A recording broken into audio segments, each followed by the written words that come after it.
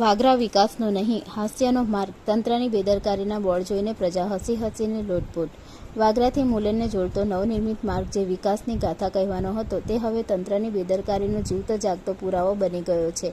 આ માર્ગ પર લગાવેલા સાઇનબોર્ડ પર ગામોના નામો બદલાઈ ગયા છે, અંતર વધી ગયું છે અને બસના ચિત્રો તો ઊંધા લગાડવામાં આવ્યા છે. આ બધું જોઈને લાગે છે કે કોન્ટ્રાક્ટરે રસ્તો બનાવવાનો કોન્ટ્રાક્ટ નહીં પણ હાસ્યના સર્કસનો કોન્ટ્રાક્ટ લીધો હોય એમ એક પછી એક હાસ્યાસ્પદ ભૂલોનો સિલસિલો જોઈને પ્રજા પેટ પકડીને હસી રહી છે અને સવાલ કરી રહી છે કે આ બેદરકારી કોન્ટ્રાક્ટરની છે કે પછી ભ્રષ્ટાચારના બિલ પાસ કરનાર સરકારની બાબુઓની. આ કિસ્સાની શરૂઆત જ હાસ્યજનક છે.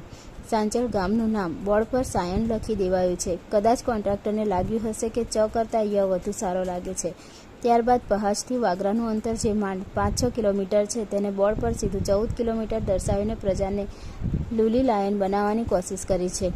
શું હવે રસ્તાઓ પણ લાંબા થઈ રહ્યા છે કે પછી અધિકારીઓ અને કોન્ટ્રાક્ટર મળીને કમાણીનો માર્ગ લાંબો કરી રહ્યા છે? બદલપુરા ગામ નજીક તો બેદરકારીએ હદ વટાવી દીધી છે. ગામનું નામ બદલપુરાને બદલે બદલપુર લખીને નામમાં જ બદલાવ લાવી લીધો છે. આ સાથે જ વહિયાલ ગામનું નામ પણ વાહિયાલ લખીને તંત્રએ પોતાની વાહિયાત બુદ્ધિનું પ્રદર્શન કર્યું છે.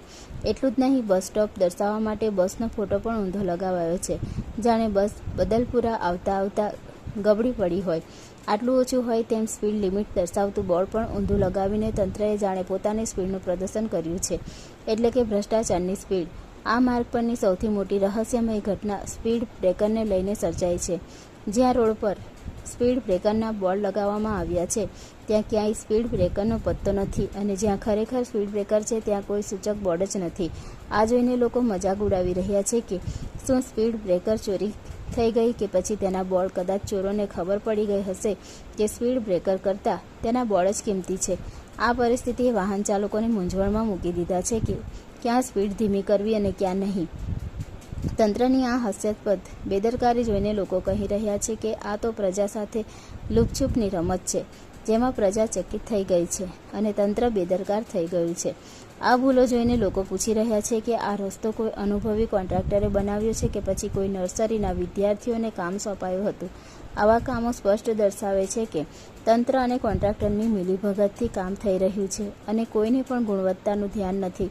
પ્રજામાં એ પણ ચર્ચા ચાલી રહી છે કે જો સાઇન બોર્ડ જેવી સામાન્ય બાબતમાં આટલી બેદરકારી હોય તો રોડની ગુણવત્તા કેવી હશે અને શું અધિકારીઓએ પોતાના ખિસ્સામાં સેરવીને બિલો આંખ મીચીને પાસ કરી દીધા છે?